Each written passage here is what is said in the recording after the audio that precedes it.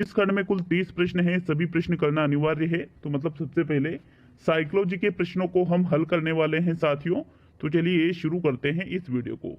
देखो, पहला क्वेश्चन जो था ये लेवल 1 में पहले 2021 में ही जो आपके 26 अक्टूबर को सॉरी 26 सितंबर को जो पेपर हुआ था, तो उसमें भी ये प्रश्न पूछा गया था। तो क्या था प्रश्न? एनसीएफ 2005 के नेशनल स्टीयरिंग कमेटी के अध्यक्ष थे doctor DS Kothari, professor Yashpal, doctor Krishna Kumar, doctor Arvind Kumar. तो देखो, ये प्रश्न तो रिपीट हो चुका है, तो इसका तो सभी को आंसर पता होगा क्योंकि पहले ही सभी ने इसका आंसर बता दिया था।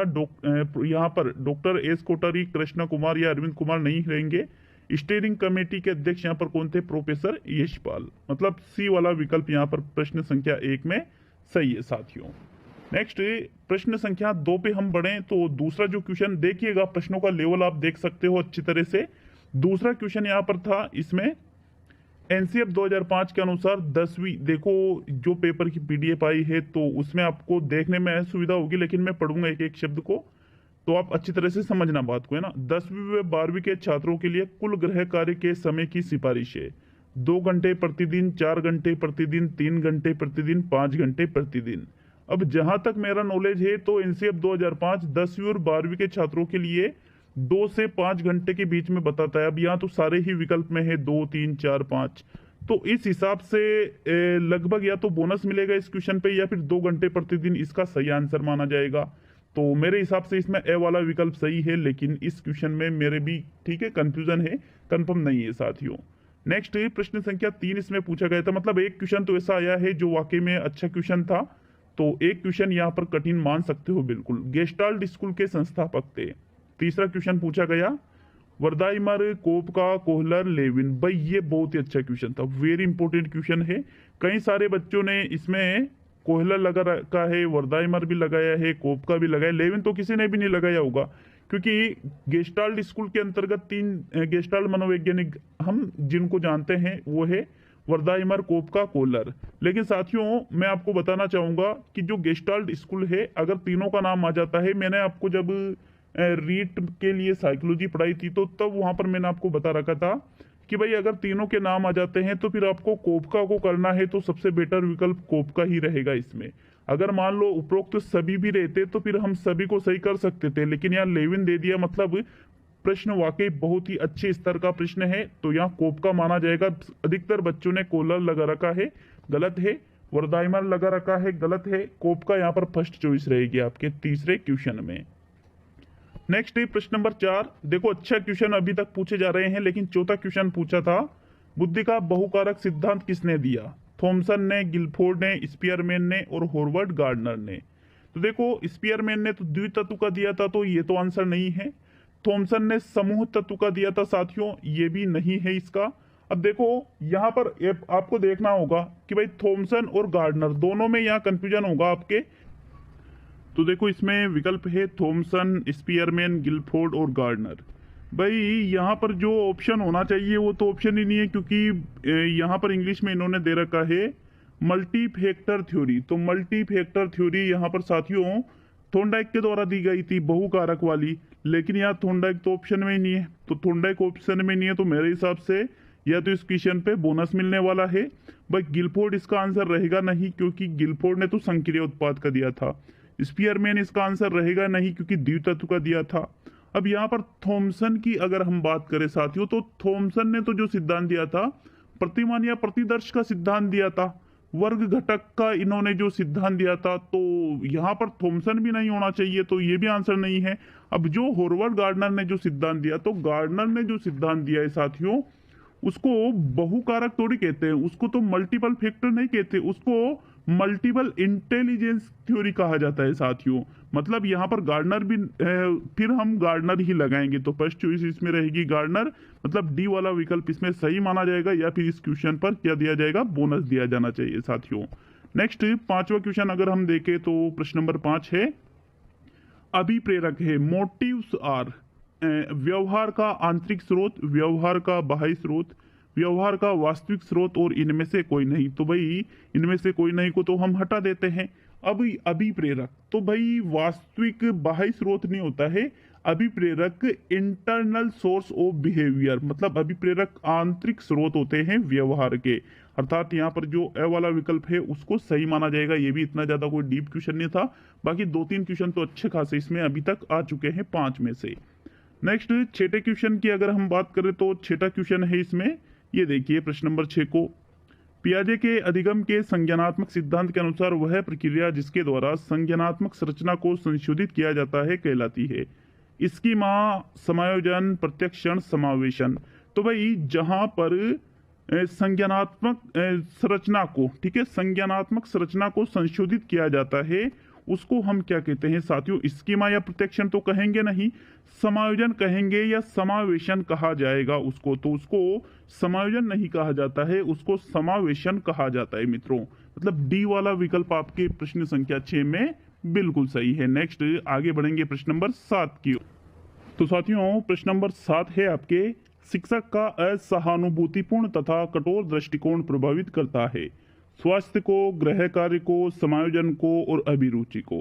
तो देखिएगा किसको असहानुभूतिपूर्ण तथा कठोर दृष्टिकोण है, तो फिर वो गृह कार्य, स्वास्थ्य, इनसे ज्यादा अभिरुचि या समायोजन सबसे ज्यादा किसको प्रभावित करेगा? इस क्वेश्चन को अगर हम देखें तो स्वास्थ्य और गृह कार्य तो इसका राइट आंसर नहीं है, लेकिन समायोजन और अभिरुचि पे आके हम अटक जाते हैं। तो भाई अगर शिक्षक सहानुभूतिपूर्ण व्यवहार नहीं कर रहा है, कठोर व्यवहार कर रहा है, तो वहां पर देखिएगा एडजस्टमेंट करने में भी दिक्कत आएगी और शिक्षक पढ़ाएगा तो उसमें अभिरुचि में भी कहीं ना कहीं दिक्कत आएगी। लेकिन फिर इन दोनों में से भी अगर सही आंसर देखे तो फिर आपके राइट आंसर समायोजन होना चाहिए, क्योंकि फिर वहां समायोजन करने में हमें ज्यादा कठिनाई आएगी। इस प्रकार से ये प्रश्न था। बाकी कंफ्यूजन तो यहाँ एग्जाम हॉल में यहाँ इस दोनों ऑप्शनों पर भी बहुत ही ज्यादा हो जाते हैं, तो ये भी एक अच्छा क्वेश्चन आप मान सकते हो। नेक्स्ट 8वां प्रश्न इसमें पूछा गया था।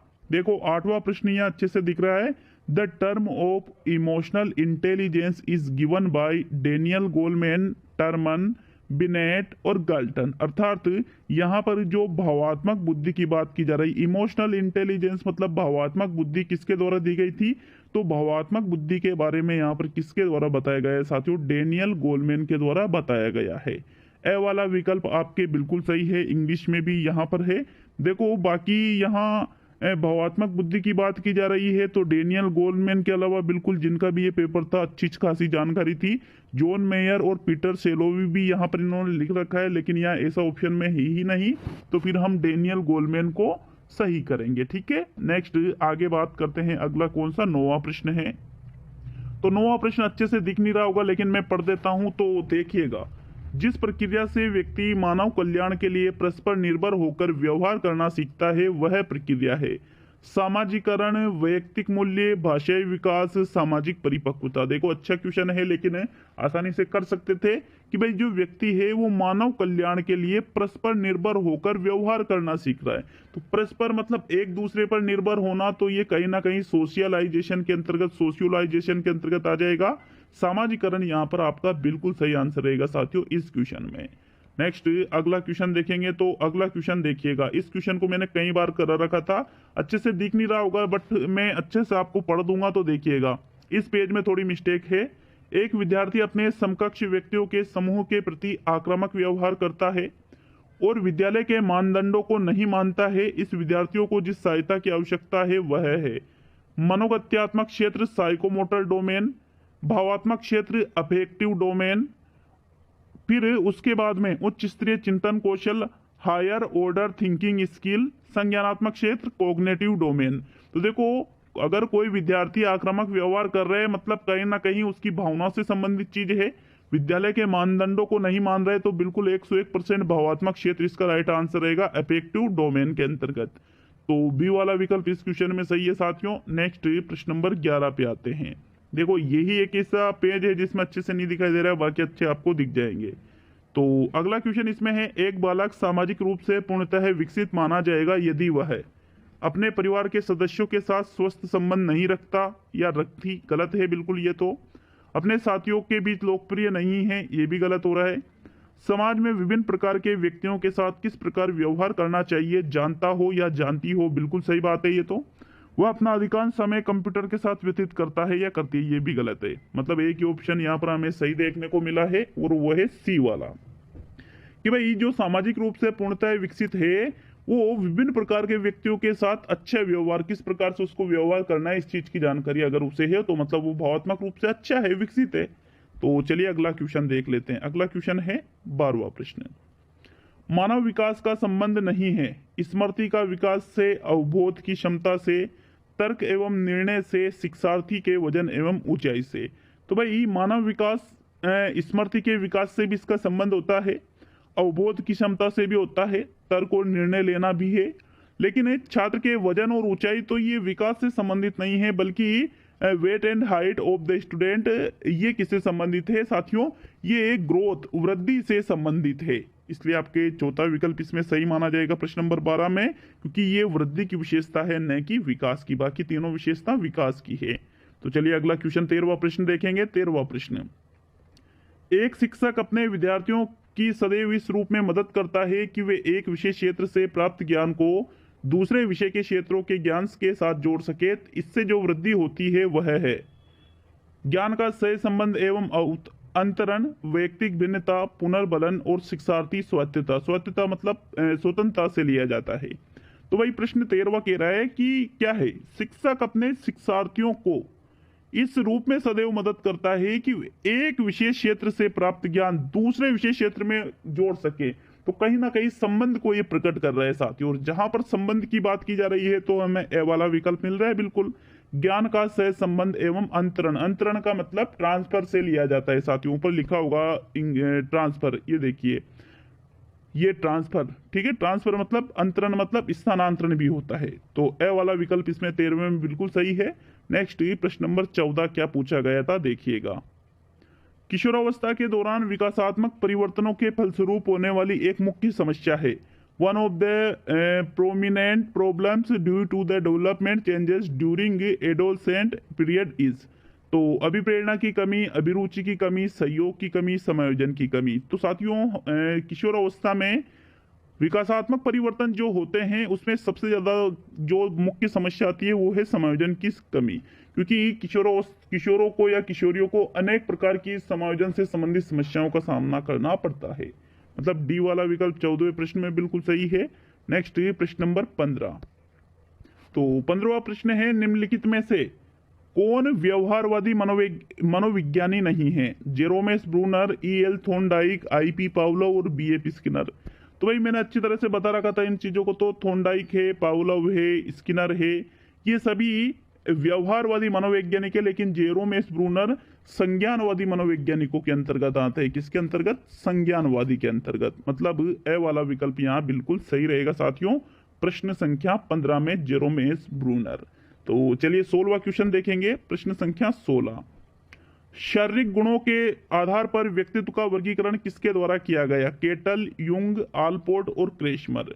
तो भाई शारीरिक गुणों की बात यहां पर की जा रही है साथियों। शारीरिक संरचना अलग है, शारीरिक गुण अलग होते हैं। तो यंग ने तो यहाँ पर सामाजिकता के आधार पर बताया है, केटल भी इसका आंसर नहीं है। लेकिन अब दो ऑप्शन फंस चुके हैं इस क्वेश्चन में भी, क्रेसमर आएगा या आलपोर्ट आएगा। तो भाई शारीरिक गुण की बात की जाए तो साथियों शारीरिक गुणों की बात की जा रही है। देखिए ऊपर लिखा हुआ है on the basis of bodily characterized, अर्थात यहाँ पर शारीरिक गुण की बात की जा रही है। तो कैरेक्टर की बात, फिजिकल कैरेक्टर की बात क्रेशमर करता है। कौन करता है? क्रेशमर करता है। और लगभग क्रेशमर के द्वारा 4 प्रकार का वर्गीकरण किया था, सुडोलकाय, लंबकाय, गोलकाय और विशालकाय। ठीक है, तो इस प्रकार से यहाँ पर क्रेशमर को ही सही माना जाएगा साथियों प्रश्न नंबर 16 में। नेक्स्ट आगे बढ़ेंगे प्रश्न नंबर 17 की भाई आलपोर्ट जो है, आलपोर्ट का तो नाम शील गुणों में आता है। तो चलिए आगे बढ़ेंगे प्रश्न संख्या 17 की ओर। 17वां प्रश्न देखिएगा। पुरुषों में हार्मोन पाया जाता है, सिर्फ एंड्रोजेंस, सिर्फ एस्ट्रोजेंस, एंड्रोजेंस तथा एस्ट्रोजेंस दोनों ही, और सिर्फ एस्ट्राडियोल। तो साथियों पुरुषों की बात की जा रही है यहाँ पर। तो पुरुषों में कौन सा हार्मोन पाया जाता है साथियों? एंड्रोजेंस व एस्ट्रोजेंस दोनों ही हार्मोन यहाँ पर पुरुषों में पाए जाते हैं। तो इस प्रकार देखो, सिर्फ एस्ट्रोजेंस और एंड्रोजेंस दोनों ही हार्मोन यहाँ पर पाए जाते हैं। मतलब इस प्रश्न में थोड़ा सा मेरे कंफ्यूजन है, क्योंकि एस्ट्रोजेंस तो पाया जाता है, बाकी एंड्रोजेंस में मैं कंफर्म नहीं हो साथियों। अर्थात यहाँ हो सकता है कि सी भी माना जा सकता है, या फिर एक बार देखना पड़ेगा इस क्वेश्चन को। ठीक है, बाकी क्वेश्चन बहुत अच्छा था ये। नेक्स्ट प्रश्न संख्या 18 पे आते हैं। प्राचीन अनुबंधन खोजा गया था, तो स्किनर द्वारा नहीं, स्किनर के द्वारा तो क्रिया प्रस्तुत, थॉर्नडाइक के द्वारा प्रयास त्रुटि, हल के द्वारा भी नहीं। तो यहाँ राइट आंसर है पावलोव। पावलोव के द्वारा बिल्कुल प्राचीन अनुबंधन का विकास किया गया था। तो विकल्प नंबर आपका जो सी वाला है 18वें में, वो ही इसका सही आंसर है। नेक्स्ट आगे बढ़ेंगे साथियों 19वें क्वेश्चन की ओर। तो स्पीयरमैन बहुबुद्धि सिद्धांत में बुद्धि के कितने कारक बताए गए हैं? स्पीयरमैन की बात की जा रही है, सॉरी बहुबुद्धि क्या, स्पीयरमैन के बुद्धि सिद्धांत में 1 2 3 4। तो देखो स्पीयरमैन का जो बुद्धि का सिद्धांत है भाई, इन्होंने 2 प्रकार के सिद्धांत दिए थे। इस क्वेश्चन में या तो बोनस मिलेगा या दो ऑप्शन सही माने जाएंगे। क्यों? क्योंकि एक तो द्वितत्व का सिद्धांत भी स्पीयरमैन ने दिया था और त्रितत्व का सिद्धांत भी स्पीयरमैन ने दिया था। द्वितत्व एस कारक और मतलब सामान्य और विशिष्ट कारक तो बताए थे, लेकिन समूह कारक इनके जो त्रितत्व का सिद्धांत है उसमें जोड़ दिया था। तो 3 और 2 दोनों आंसर है, बट यहाँ पर फर्स्ट चॉइस दूसरा विकल्प रहेगा, बाकी तीसरे को सही मानना पड़ेगा इसमें भी। नेक्स्ट 20वें क्वेश्चन की ओर बढ़ते हैं। तो चलिए 20वां प्रश्न। एनसीएफ 2005 का प्रस्ताव है कि मूल्यांकन प्रणाली आधारित होनी चाहिए, अंक पर, ग्रेड पर, अंक और ग्रेड दोनों पर, और इनमें से कोई नहीं। तो कोई नहीं को तो हम हटा देंगे, ए वाले विकल्प को भी हटा देंगे। तो एनसीएफ 2005 का क्या प्रस्ताव है कि भाई जो मूल्यांकन प्रणाली है ये ग्रेडिंग सिस्टम पर आधारित होनी चाहिए।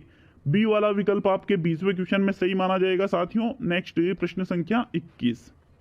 अभिप्रेरणा और समस्या समाधान में है सकारात्मक से संबंध, कोई से संबंध नहीं है, नकारात्मक से संबंध, और इनमें से कोई नहीं। तो कोई नहीं को हम हटा देंगे। भाई अभिप्रेरणा अगर होगी तो समस्या समाधान अच्छे से होगा, तो अच्छे से होगा मतलब ये दोनों सकारात्मक रूप से संबंधित है, अर्थात सकारात्मक से संबंध इसका बिल्कुल सही आंसर रहेगा। बी वाला, डी वाला, सी वाला तीनों ही विकल्प यहाँ पर गलत है साथियों। तो चलिए आगे बढ़ेंगे प्रश्न नंबर 22 पर। 22वां प्रश्न। सृजनात्मकता का मापन करने के लिए इनमें कोई वाचिक परीक्षण नहीं है, निरक्षर, प्रौढ़, बच्चे, शिक्षित व्यक्ति। तो भाई देखो यहाँ पर वाचिक की बात की जा रही है, वाचिक परीक्षण की बात की जा रही है साथियों। देखो there is no verbal test to measure the creativity among. तो यहाँ पर देखो बच्चे जो हैं वो भी वाचिक परीक्षण कर सकते हैं, शिक्षित व्यक्ति भी वाचिक मतलब भाषाई से बात की जाती है साथियों, और यहाँ पर प्रौढ़ भी कर सकते हैं, एडल्ट्स। लेकिन जो इलिटरेट्स व्यक्ति है मतलब निरक्षर व्यक्ति है, फिर यहाँ पर वो अशाब्दिक में आ जाएंगे, मतलब ए वाला विकल्प बिल्कुल 22वें प्रश्न में सही माना जाएगा। तो चलिए आगे बढ़ेंगे प्रश्न नंबर 23 पर। 23वां प्रश्न। अभिप्रेरणा चक्र का पहला चरण है प्रणोद, प्रोत्साहन, आवश्यकता और विचार। तो भाई अभिप्रेरणा के लिए जो पहला चरण है, सबसे पहले आवश्यकता होनी चाहिए, आवश्यकता से अंतर्नोद होता है, और सबसे बाद में होता है यहाँ पर प्रोत्साहन। तो साथियों इस प्रकार यहाँ नीड जो है ये फर्स्ट चरण इसका रहेगा, फर्स्ट स्टेप, अर्थात बी वाला विकल्प आपके बिल्कुल यहाँ पर सही रहेगा 23वें प्रश्न में। नेक्स्ट आगे बढ़ेंगे प्रश्न नंबर 24 पर। तो 24वां प्रश्न। पावलोव के प्रयोग में यूसीएस है, घंटी, लार, भोजन और कुत्ता। तो भाई 4 चीजें होती है, एक तो होती है सीएस, एक होता है यूसीएस, एक होता है सीआर और एक होता है यूसीआर। तो सीएस का मतलब स्टिम्युलस, तो अनुक्रिया को तो हम हटा देते हैं। अनुक्रिया क्या है साथियों? जो लार का आना है वो है अनुक्रिया, तो लार को हम हटा देते हैं। तो भाई यहाँ पर यूसीएस का मतलब होता है अनकंडीशनल स्टिम्युलस, मतलब स्वाभाविक उद्दीपक।